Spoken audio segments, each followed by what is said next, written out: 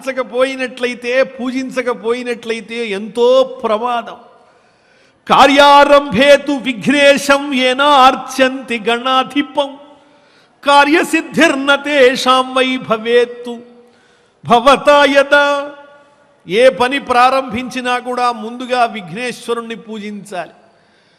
విఘ్నేశ్వరుణ్ణి పూజించేటువంటి విశేషమైన ఈ రోజున ముందుగా గణపతిని ఆరాధన చేసి తరువాత వరసిద్ధి వినాయక వ్రతం ఆచరించాలి.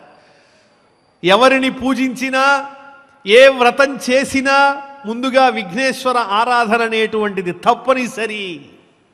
క్షీరసాగర మథనం జరిగినప్పుడు దేవాసురులు అమృతాన్ని పొందాలని ప్రయత్నం చేస్తే అందులో నుంచి హాలాహలం విషం పుట్టుకొచ్చింది. ఎందువల్ల వాళ్ళ ప్రమాదానికి గురయ్యారు అంటే విఘ్నములు లేకుండా ఆ విఘ్నేశ్వరుణ్ణి వారు పూజించలేదు కాబట్టి. ఆ తరువాత ఆ గణపతి అనుగ్రహాన్ని పొందారు, అమృతాన్ని సంపాదించారు.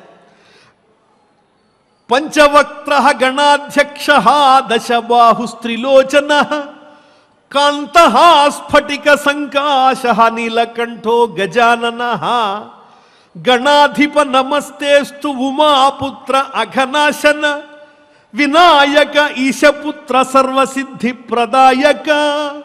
ఓ స్వామి, నీ వైభవం ఏమని వర్ణిస్తాం?